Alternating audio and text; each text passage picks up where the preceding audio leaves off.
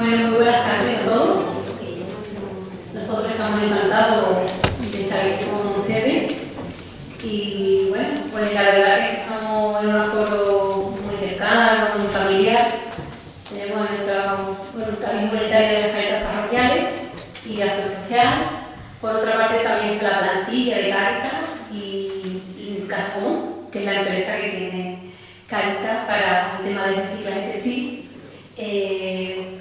creativo y restauración de muebles. Así que, bueno, pues damos la bienvenida a Kiko. Esta es la segunda jornada de la 14ª Semana de la Pobreza e Inclusión. En esta 14ª Semana de la Pobreza e Inclusión queremos poner el foco en 3 palabras que el Papa le encomendó a Caritas Española por el 75 aniversario y ellos estuvieron allí en Roma, así que fueron unos privilegiados. Estuvieron allí en Roma y el Papa les encomendó 3 palabras muy importantes, que eran recibir, acoger e integrar. Con estas 3 palabras hemos querido poner el foco en claves importantes que le dio el Papa a ellos, como que Caritas tiene que ser el cauce y el motor de la caridad y el trabajo social de la Iglesia.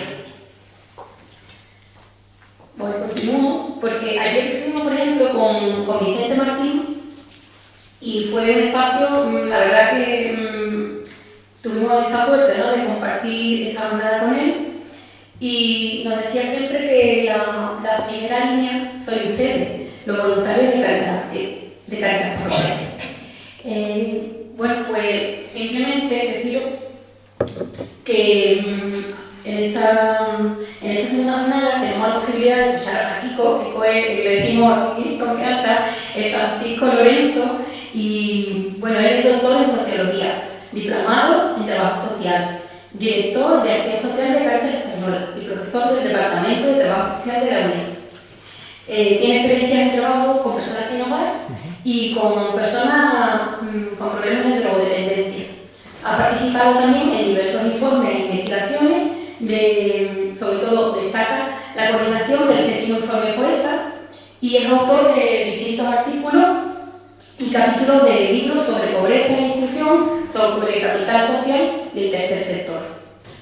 Pues nada, con eso sí, es verdad que el currículum de Kiko es muy amplio, pero hemos tenido que resumir, porque la ponencia era yo que de él. Así que muchas gracias y bienvenido a todos. Bueno, pues buenas tardes y muchas gracias por la presentación, gracias por la invitación. Para mí es siempre un privilegio, iba a decir una suerte, un privilegio poder venir por aquí.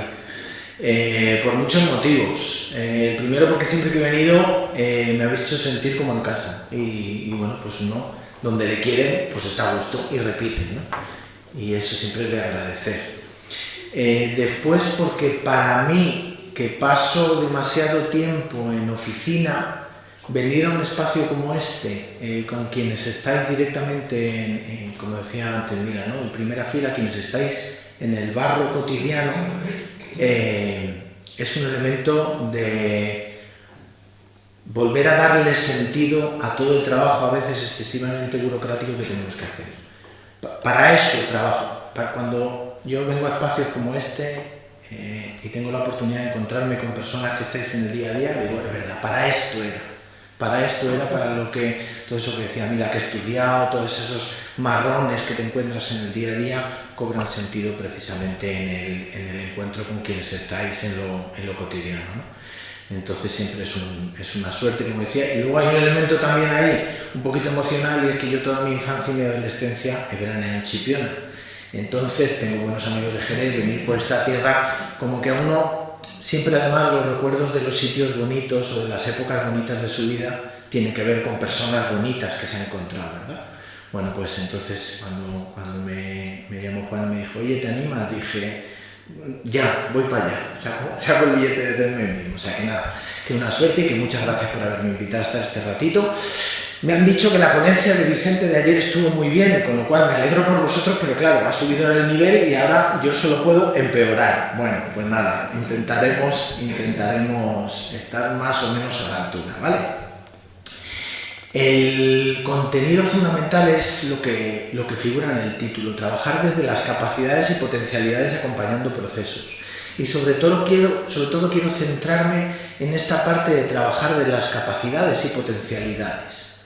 Porque claro, por un lado, con quien trabajamos es con quien acude a Cáritas porque necesita cosas, porque le faltan cosas. De hecho, cuando empezamos a hablar de los colectivos con los que trabajamos en Cáritas, los sin hogar, los sin papeles, los sin trabajo, los sin, y no hay ningún con en esa definición. Bueno, pues un poco el planteamiento es precisamente cambiemos el foco hacia los con, hacia las capacidades y las potencialidades, las capacidades que están por desarrollar y a ver qué nos encontramos ahí, ¿no? Pero para empezar, para adentrarnos en eso, voy a empezar justo por lo contrario de lo que he dicho de lo que voy a hablar, es decir, voy a empezar hablando de las necesidades, ¿no? Porque creo que es algo que nos define a todas las personas, a todos los seres humanos, a todos los que estamos aquí, a los que acuden a Cáritas a pedir apoyo, a los que estamos tratando de hacer cosas por otros, bueno, pues a todas las personas. Voy a hacerles sonrojarse, ¿eh? Cuando hablaba de esas personas bonitas que uno se ha encontrado en su vida, bueno, pues un amigo de la infancia de Chipiona, así que ahora te saco los colores, pero me alegro mucho. Bueno, las necesidades, eso algo que compartimos todas las personas, todos los seres humanos. Se habla mucho, se ha escrito mucho, se ha estudiado desde la psicología, seguro que a más de uno y a más de una le suena esta clasificación que hace Maslow, ¿no? Que, bueno, es sugerente, ahora le voy a hacer luego una crítica, pero es sugerente, ¿por qué? Primero porque las nombra esas necesidades que compartimos todos los seres humanos. Y segundo, porque además de nombrarlas, las ordena, hace un ejercicio de ordenar. Y más o menos lo que nos viene a decir es que lo primero que necesitamos cubrir es lo que tiene que ver con las necesidades básicas, lo fisiológico, respirar, alimentarse, descansar, ¿vale? Eso es lo primero. Cuando Abraham Maslow lo que dice es, cuando satisfacemos ese nivel de necesidad, bueno, ya estamos en condiciones de aspirar a satisfacer otras necesidades, seguridad física, empleo, recursos. Cuando satisfacemos eso, vamos al tercer nivel, al cuarto y por último a la autorrealización. Un poco plantea este orden y además de alguna manera lo que nos dice es que vamos cubriendo etapas y mientras no tenemos, digamos, como que se va llenando los niveles del embalse y hasta que no hemos llenado el primer nivel no vamos a llenar el segundo. Está muy bien, como explicación está muy bien y es verdad, es cierto que hay necesidades que si no las satisfaces, las consecuencias inmediatas son más graves que otras necesidades que no satisfaces y que a lo mejor pueden pasar mayor tiempo. Evidentemente, sin respirar, ¿cuánto aguantamos? Sin comer, sin beber, sin dormir, claro, la consecuencia es urgente, lo cual no quita que sea más importante que otras necesidades que tenemos. ¿Podemos vivir sin afecto? Claro que sí, podemos sobrevivir. ¿Terminaremos enfermando? Probablemente. Es decir, los seres humanos no somos máquinas que vamos cubriendo necesidades por orden, sino que nos vamos viviendo la vida como podemos y vamos tratando de satisfacer. A veces priorizamos lo urgente, otras veces cuando estamos menos estresados por la ansiedad que nos generan los problemas, atendemos a lo urgente pero también a lo importante. ¿Por qué digo esto? Porque seguro que en el día a día nos vamos a encontrar, y seguro que a nosotros también nos ha pasado alguna vez, con personas que toman decisiones en momentos difíciles que no siguen esta pirámide en orden y que a lo mejor en un momento determinado deciden comprar una comida de peor calidad por comprar unas zapatillas mejores al niño. Y claro, desde nuestro esquema robótico de ir por orden nos parece un disparate, porque a lo mejor no somos capaces de entender a lo que se enfrenta esa madre cuando su hijo, que es el único que no tiene las zapatillas chulas, viene todos los días a casa con eso. ¿Estoy justificándolo? No quiero decir que sea más importante. Digo que en nuestras lógicas cotidianas no siempre respondemos en este orden. A veces la vida o el estrés nos invita a tomar las decisiones en un orden que, si no estás en esa situación de estrés, te parece un disparate. ¿Cómo puedes haberte gastado el dinero en esto teniendo esta otra necesidad que es mucho más apremiante o mucho más urgente? El estrés a veces, el estrés que generan las situaciones de pobreza y de exclusión, a veces nos genera, bueno, pues estos cortocircuitos que a veces desde fuera, ya digo, no se entienden, pero que están ahí. A mí me gusta más Perdón, es que con tanta luz... No se ve. No se ve nada, no sé si sería posible apagar algo, porque es que no se ve... Yo soy un mandado. Lo que... no hay ninguna.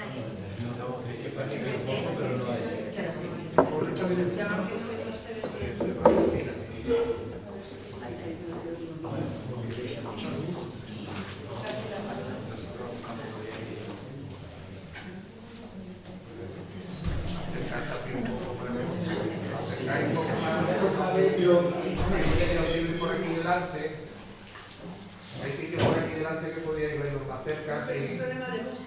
Vale. Todo esto va a ser María José va a hablar con los funcionarios para que lo Yo, cuando has levantado la mano, digo, ya desde el principio no se me está entendiendo.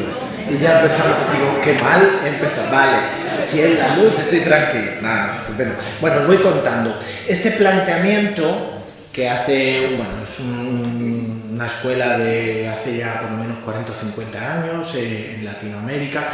Ellos plantean una serie de necesidades que compartimos todos los seres humanos en cualquier momento de la historia, en cualquier lugar del mundo, las mismas necesidades. Lo que cambia es cómo damos respuesta a esas necesidades. Lógicamente, aquí o en Japón no se responde igual, o aquí y aquí mismo hace 500 años esas mismas necesidades se respondían o se satisfacían de otra forma.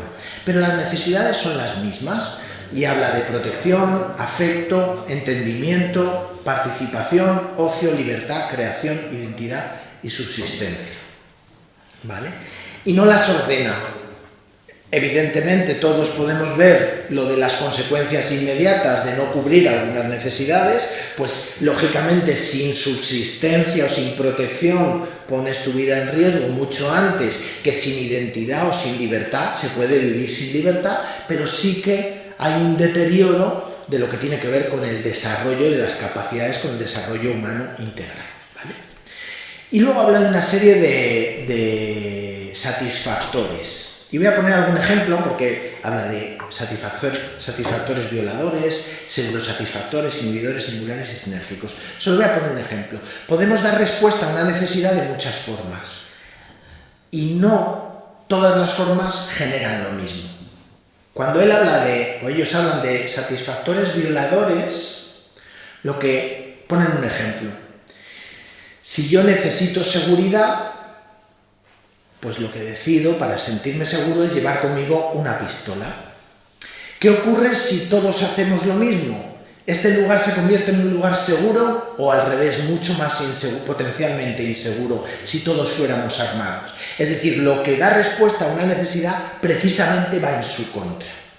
¿Vale? Y a veces damos respuesta a necesidades justo con algo que va en contra de esa necesidad que tenemos.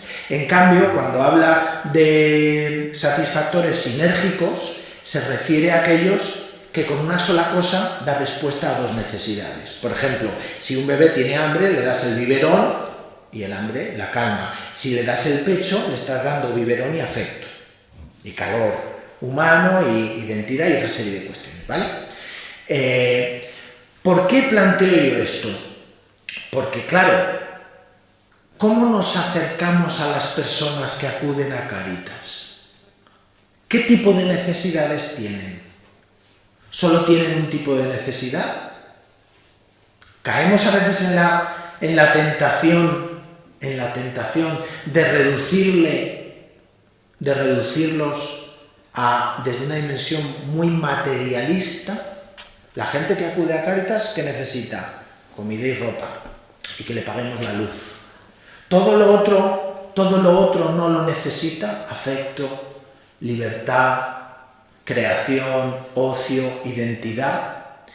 Porque claro, primero es qué concepto tenemos de las personas que acuden a Cáritas. Si son seres única y exclusivamente materialistas, en el sentido de que solo necesitan esa parte material, los demás sí, la parte de identidad, de libertad, de creatividad, de sentirnos queridos, sí, pero la gente que acude a Cáritas no. Digo la gente que acude a Cáritas, la gente que está en una situación de pobreza y exclusión, no, solo necesita lo material. ¿Les estamos reduciendo a algo menos de lo que realmente son? Luego hay un elemento importante. Si necesitáis zapatos, ¿iríais a una óptica? No, porque sabes que en la óptica te dan gafas y lentillas. Si no te dan otra cosa, nunca irías a pedir otra cosa. ¿Con qué nos identifican? A Cáritas. ¿Damos todo lo que podemos dar en términos de necesidades? Digo, porque cuando hablamos de identidad y de otras, estamos hablando también de cuestiones que tienen que ver con trascendencia, cuando hablamos de afecto. Claro, a ver, es verdad que es mucho más arriesgado, porque cuando tú estableces una relación que va más allá del yo te doy algo material y tú te lo llevas y te vas, cuando me arriesgo en esa relación estoy exponiendo más. Cuando generamos un vínculo, yo estoy exponiendo más. Cuando yo te doy y tú te vas, me siento bien, cual está muy bien, Oye, que hacerlo es muy importante y sobre todo en determinados momentos que hemos vivido con crisis, con no sé qué, ole ahí quien ha estado haciendo eso, ole ahí, un grandísimo aplauso. Pero como reflexión, ¿qué concepto tenemos de las personas que acuden a nosotros en un momento difícil? ¿Qué necesidades tienen? Tienen distintas necesidades a nosotros. ¿Por qué nos piden siempre lo mismo? ¿Tiene que ver con que siempre damos lo mismo? ¿Seríamos capaces de fomentar o de crear otros espacios, de esos satisfactores sinérgicos que, atendiendo a una cosa, estamos tratando de dar respuesta a más de una? ¿Estamos precisamente utilizando esos satisfactores, pseudosatisfactores o inhibidores? Yo te doy algo, cubro una necesidad, léase la de subsistencia, la de pagar la luz, la de alimentarte, la de ropa, pero en cambio la parte de identidad, la parte de autoconcepto, lo estoy machacando un poco. Estoy poniendo a la persona en una situación constante de tratarle como alguien que necesita y que no tiene. Bueno, ojo, esto lo digo en un espacio de confianza, en absoluto es una crítica al trabajo que se viene haciendo. Decía antes que todo el cariño, todo el reconocimiento, pero pensémoslo, internamente pensémoslo. ¿Cómo entendemos qué son, qué necesitan las personas que acuden, ¿no? ¿Qué concepto de desarrollo humano integral hay detrás de la concepción que tenemos? ¿Es a que se hace referencia en Populorum Progressio o no? O a veces somos más materialistas en la forma de entender a las personas que los marxistas, ¿no? En ese sentido. Bueno, hagámonos las preguntas.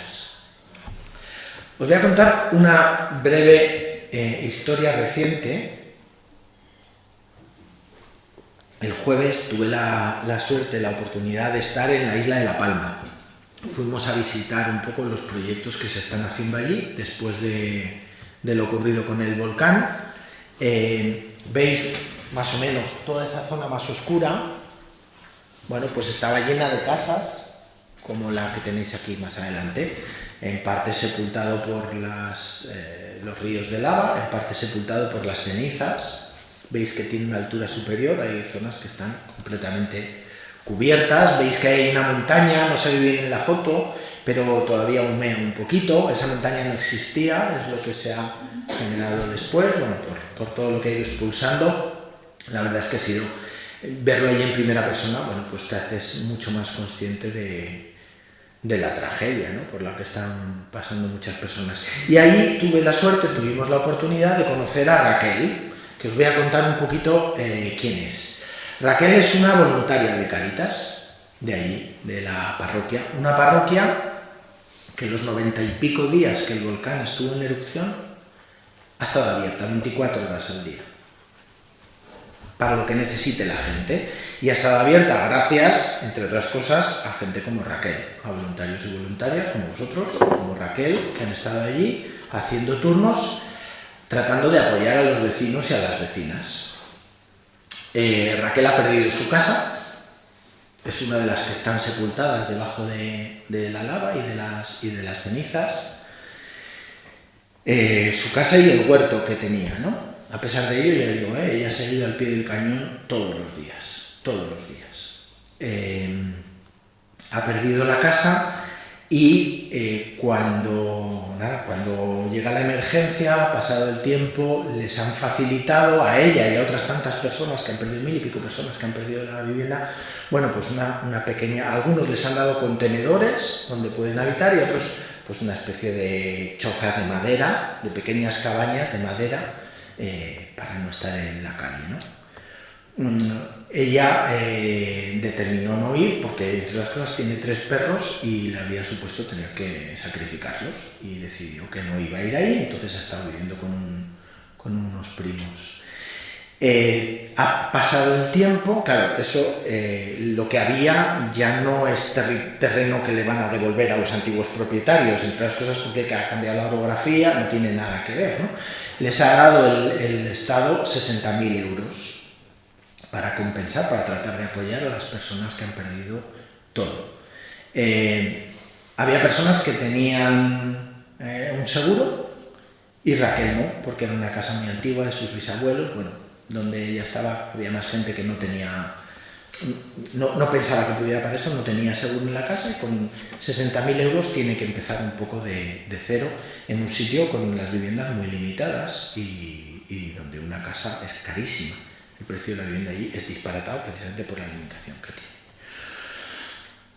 tiene. Ya digo, Raquel, voluntaria todos los días. Si yo tuviera que preguntaros con una palabra, y quien quiera, con una palabra que creéis que defina a Raquel, alguien que diga algo espontáneamente.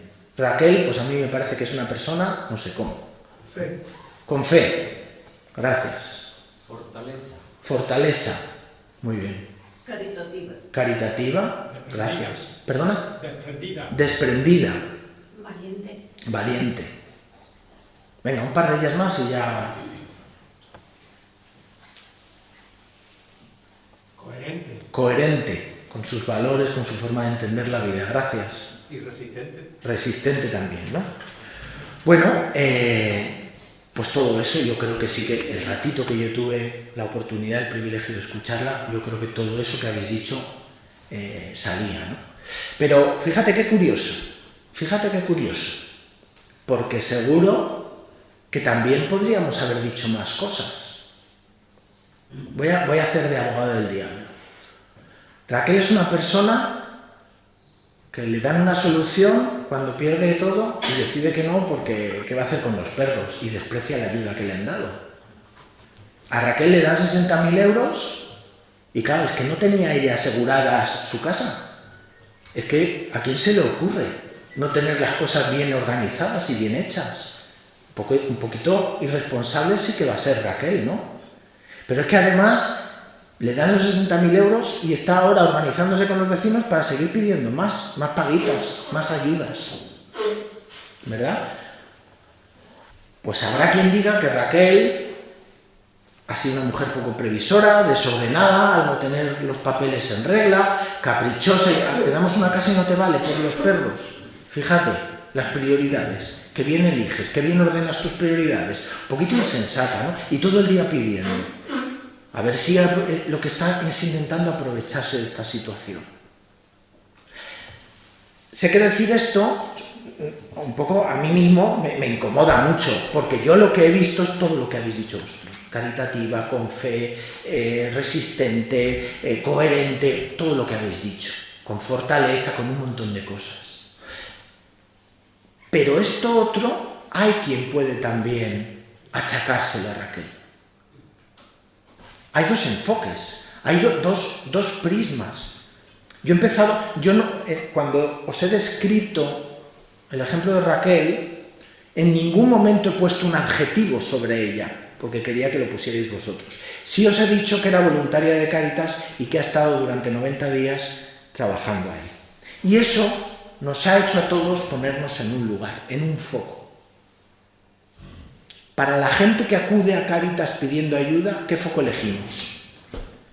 Porque a lo mejor directamente nos ponemos aquí. A lo mejor es también gente peleona, gente resistente, gente coherente. No lo sé. ¿Nos damos la opción de descubrir eso o nos ponemos directamente en el foco de poco previsora, desordenada, no tiene la casa asegurada y ahora como tienen los perritos no le vale la casa que le dan? Si es que todo lo que le dan no le vale y encima le dan esto y quiere más. Claro, si es que lo que quieren es vivir ¿Desde dónde miramos la realidad? Yo no estoy diciendo que tengamos que adoptar una visión justificadora de todo. Lo que digo es que en el caso de Raquel nos hemos puesto en este prisma, desde esta perspectiva, rápidamente, porque era voluntaria de Cáritas y porque estaba llevando a cabo un compromiso. Pero también probablemente haya cosas que se podrían hacer de otra forma, no lo sé. En mi vida, desde luego.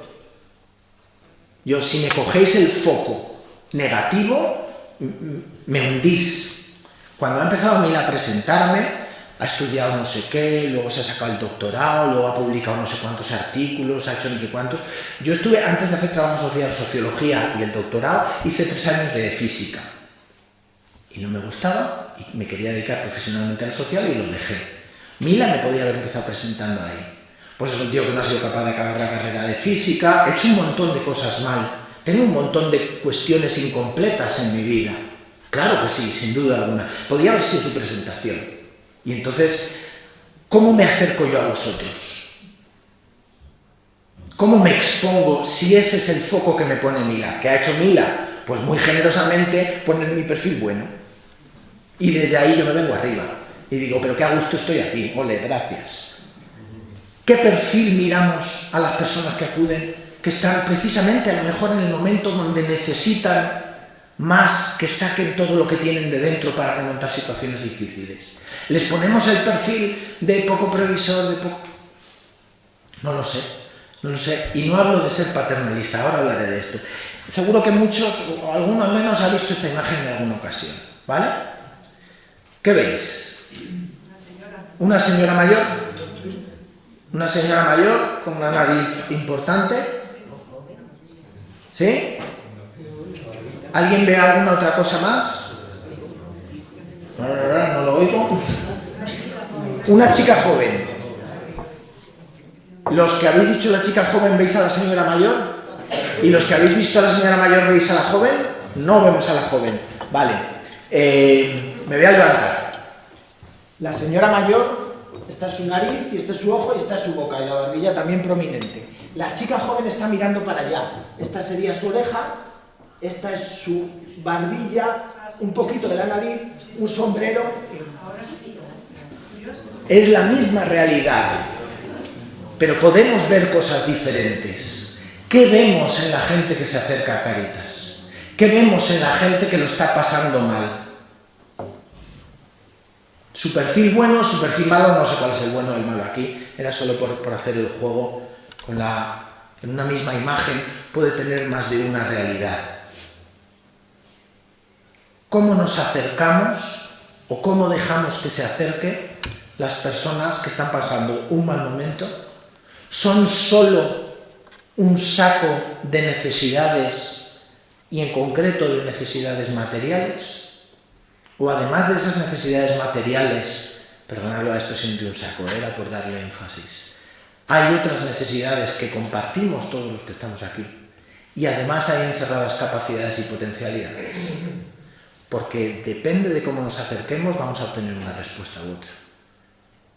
Vamos a generar aquí un espacio de mayor confianza, de cierta motivación. Milagros no.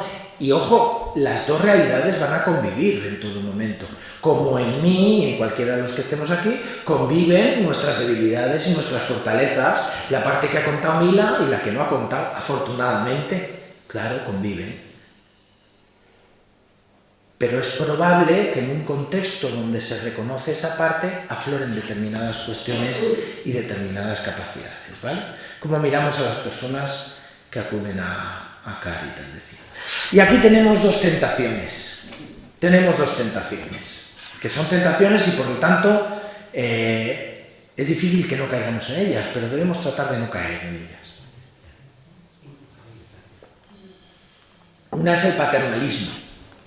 Pobrecito, pobrecita, con lo difícil que lo ha tenido, con lo mal que le ha ido siempre, con la familia en la que ha crecido, si apenas ha podido estudiar. Bueno, seguro que de eso también encontramos mucho. Entonces, con todos esos ingredientes, hacemos una ensalada perfecta en la cual la persona no tiene capacidad de decidir. Porque como todo han sido limitaciones en su vida, y lo vemos desde ahí, y desde justificarle o justificarla, le estamos arrebatando la capacidad de decidir. Que a veces es muy limitada, Digo, depende de lo personal, depende de muchas cuestiones, de lo familiar, de muchas cuestiones. Pero de antemano, si os pongo que penséis en una persona nacida en Noruega o en una persona nacida en Mali, a priori se pueden dar muchas cábalas, pero a priori las capacidades de elegir solo por dónde ha nacido, Yo no sé ni sus valores, ni si es estudioso, ni si sus padres le han tratado bien y le han dado oportunidades, no he mencionado nada de eso. Solo con dónde ha nacido ya hay una serie de elementos, claro, depende de en qué ciudad en nuestro país hayan nacido, depende de en qué barrio, depende de en qué familia, ya hay muchos elementos que van a marcar, sin duda alguna. Ahora bien, reducimos a la persona a un conjunto de necesidades y le despojamos de su capacidad de ser un sujeto activo, participativo, que decida, que saque, que deje aflorar lo que lleva. Lo reducimos a un pobrecito o pobrecita. En el otro extremo tenemos la otra tentación. Claro, si es que todo lo haces mal, si es que todo lo que te dan te lo gastas en no sé qué. Otra decisión que tomas en tu vida y otra decisión que es un fracaso, y ahora te han vuelto a echar, y ahora no sé qué, y ahora te damos cita para ir al albergue y no vas, conseguimos una entrevista de trabajo y mira lo que pasa. Podemos constantemente también caer en la culpabilización. ¿Qué tienen en común? Parece que son dos cosas radicalmente opuestas, la victimización de la culpabilización. Bueno, pues tienen un factor común, y es que a la persona le estamos quitando su capacidad de decidir, porque o bien por las circunstancias que le justifican, o bien por todos sus errores que no hay quien los justifique, le estamos reduciendo, le estamos desposeyendo de su capacidad de decidir y de hacerse responsable de su situación. Responsable no es culpable, y responsable no es quitar, no es obviar los condicionantes externos que seguro que tiene, ni todo el sufrimiento que probablemente haya vivido esta persona. El trabajar con las personas desde la responsabilidad es acompañar, facilitando que sea la persona el sujeto fundamental de ese proceso. Y eso nos vuelve a poner en una situación incómoda. Claro, porque a mí lo que me gustaría cuando estoy en el cara a cara con las personas es, lo voy a decir, es sacarles de la pobreza, ¿verdad? Sacarlos y lo que nos toca a lo mejor, por supuesto con los recursos que tengamos, es acompañar procesos donde es la persona la que sale o no sale, pero es la persona el sujeto protagonista de esa historia. Es la persona quien tiene que liderar su propio proceso y tiene que ser responsable, y le va a tocar enfrentar muchas heridas, muchas historias de pasado, muchas carencias que lleva experimentando probablemente desde pequeño en muchos casos. Sin duda alguna, le va a tocar enfrentar eso. Por eso va a tener un apoyo. Por eso vamos a estar ahí. Por eso vamos a acompañar. Pero cuando alguien me dice, ¿me acompañas a...? Él dice dónde voy. Y luego El que yo esté ahí, por supuesto, juega también su papel. Oye, ¿no te parece que por ahí llegamos antes? ¿No te parece que sería mejor este camino? ¿Te has pensado bien ahora con la que está cayendo? Igual hay que esperar, igual hay que hacer no sé qué. Pero cuando yo acompaño, el protagonismo, y sobre todo porque es su propia vida, lo tiene que tener la persona. Y desde ahí enganchamos con la responsabilidad. Con todas tus limitaciones, sin duda alguna, que tenemos que cuidar, que acompañar, que curar heridas. Para eso estamos, para eso está Cáritas. Entendiendo las necesidades de una perspectiva amplia. Que necesitas libertad y que no por darte comida lo vamos a hacer menoscabando tu libertad. O pisoteando tu identidad o tu dignidad. Porque las necesidades que tenemos son muchas. Y desde esa responsabilidad, y desde luego no desde la culpabilización, ¿verdad? Decía, creo que la clave está en entendernos como sujetos y no objetos, y como sujetos activos, protagonistas de esta historia. Y a veces eso es, por lo menos en mi experiencia, no sé la vuestra, pero en mi experiencia, especialmente con personas sin hogar o con personas que han tenido problemas con drogodependencias, es difícil, es frustrante, es doloroso a veces. Porque ves que hay decisiones que van a llevar consecuencias todavía peores. Y yo no digo que haya que apartarse de ellas y que dejar, total. Pero es ese camino entre el acompañar y no dirigir, pero el estar ahí, es complejo, pero solo las personas, a ver si soy capaz de expresarlo, creo que nadie salva a nadie y nadie se salva solo. Y ese doble equilibrio es complicado. Nadie se salva solo. Necesitamos familias, necesitamos afectos, necesitamos comunidades, necesitamos vecinos, amigos, necesitamos... Nadie se salva solo, y más en determinados contextos. Pero nadie salva a nadie. Nadie salva a nadie. Luego retrocedo, pero me gusta mucho este texto aparece en dos evangelios, en Lucas y Marcos. Él seguía mirando alrededor para ver a la que le había hecho esto. La mujer se acercó asustada y temblorosa. Al comprender lo que había ocurrido, se le echó a los pies y le confesó toda la verdad. Y él le dice, hija, tu fe te ha salvado. Fíjate qué oportunidad de Jesús de decir, yo te he salvado, tu fe te ha salvado. ¿Quién tiene el protagonismo ahí? Claro que hace falta las mediaciones, claro que hace falta las incondicionalidades, claro que hace falta todo eso, sin duda alguna. Tú sola, con tu fe, probablemente no te habrías podido salvar. Pero sin tu fe, nadie te habría salvado, tu fe te ha salvado. Vete en paz y queda curada de tu enfermedad. Creo que ese es el protagonismo difícil que tenemos que ser capaces, en mi experiencia, igual vosotros habéis descubierto los secretos, pero para mí muy difícil de encontrar ese equilibrio entre los... Perdona, ahora no quiere avanzar. Bueno, da igual, sí, lo conozco. Decía, sujetos activos, ni pasivos, ni objetos. Donde la persona no sea entendida única y exclusivamente desde lo que hace mal o desde lo que no tiene, sino también desde sus capacidades y sus potencialidades, desde a lo mejor determinadas virtudes que no tiene desplegadas, pero que puede ejercitar y que puede... Ahí sí que tenemos nosotros un papel fundamental, en posibilitar esos espacios. Somos lo que somos porque venimos entrenando toda la vida. Toda la vida venimos construyendo lo que hoy somos. Y eso es gracias a las oportunidades muchas veces que nos han dado los demás. También, ojo, al protagonismo que hemos decidido asumir sobre nuestra vida y decir, oye, que si yo quiero esto me lo tengo que curar de esta manera, sin duda alguna. Pero quizás sí podamos generar esos espacios de entrenamiento donde las personas pueden desarrollar esas potencialidades que a lo mejor están dormidas, ¿no? Están paradas. Y con un criterio que yo creo que es importante. Hablaba de necesidades, hablaba de capacidades y hablaba también de potencialidades. Pero un elemento que yo creo que es importante es hablar de derechos. Y yo sé que aquí a veces nos sentimos cómodos, pero hay quien se siente razonablemente incómodo, porque puede interpretar esto de los derechos como determinados privilegios que se da a quien no se los merece.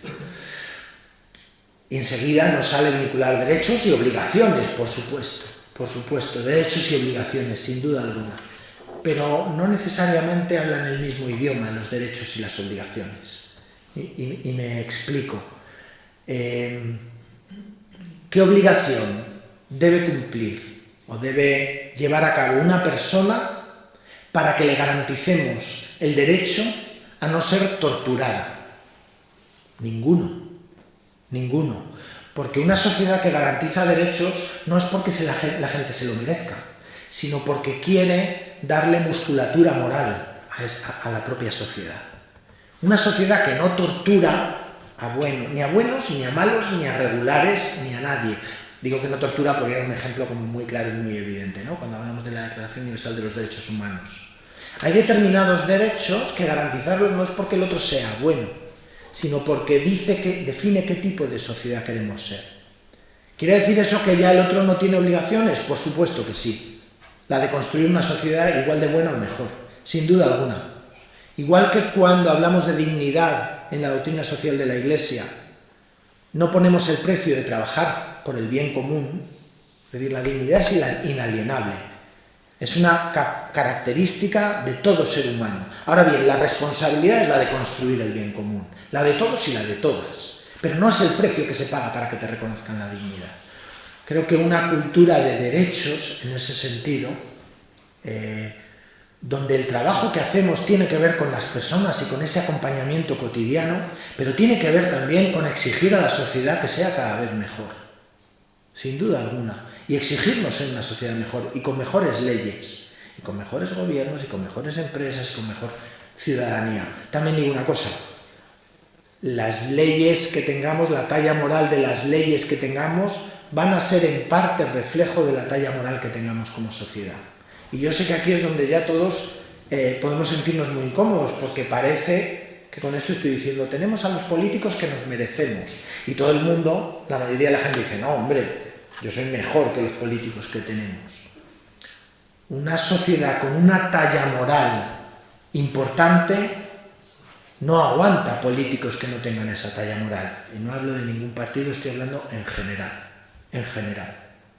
Creo que la mejor forma de exigir una talla moral a nuestras políticas públicas es ser ciudadanos y ciudadanas con una talla moral importante.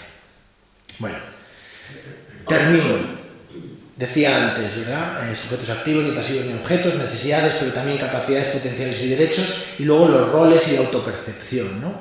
Muchas veces, fijaos, yo soy el pequeño de 7 hermanos, y cuando estoy con mis hermanos, mi madre ya es muy mayor, cuando estoy con mis hermanos siento que estoy atrapado en la imagen que tenían de mí hace 40 años, ¿no? Cuando yo tenía 10, ¿no? Es imposible quitarse determinados roles, ¿verdad? Es muy difícil. Y yo en el trabajo digo, joder, si me vieran en el trabajo o al revés, ¿no? O con mis amigos, o me da igual en cualquier sitio. Hay roles que te atrapan, ¿no? Y que es difícil salir. ¿Qué rol estamos dando? ¿Con qué rol estamos atrapando a las personas que acuden, que están en un momento especialmente delicado? ¿Y con qué rol nos estamos posicionando? Porque claro, yo cuando digo que trabajo en Cáritas y que he trabajado con personas sin hogar y con personas drogodependientes, estoy construyendo de mí un rol, en el fondo, bastante majete, de alguien comprometido, solidario, no sé qué. ¿En qué rol atrapamos a las personas a veces y en qué rol nos queremos ver? A lo mejor por eso nos es más fácil actividades de toma y vete que actividades de me expongo en la relación. A mí me cuesta, a mí personalmente me cuesta. Digo, no sé a vosotros, ¿eh? Bueno, pero a lo mejor tiene que ver algo con eso, ¿no? Con la percepción que tenemos del otro y la autopercepción que voy construyendo de mí, ¿no? En ese sentido. Hasta aquí, porque me habían dicho 45 minutos, prácticamente ajustado. Así que termino con esta frase que a mí me parece que resume en parte lo que vengo diciendo, ¿no? Trata al hombre o a la mujer tal y como es y seguirá siendo lo que es. Trátalo como puede y debe llegar a ser y se convertirá en lo que puede y debe llegar a ser. Muchas gracias.